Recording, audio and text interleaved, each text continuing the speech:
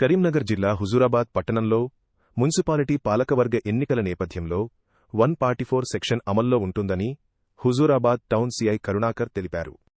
సోమవారం municipality chairperson ఎన్నికలు జరగనున్న నేపథ్యంలో సోమవారం ఉదయం నుంచి మంగళవారం ఉదయం వరకు పట్టణంలో 144 సెక్షన్ అమల్లో ఉంటుందని ఆయన స్పష్టం చేశారు. 4 కంటే ఎక్కువ మంది గుమిగూడరాదని, అలాగే సభలు సమావేశాలు నిర్వహించరాదని ఆదేశాలు జారీ చేసినట్లు తెలిపారు.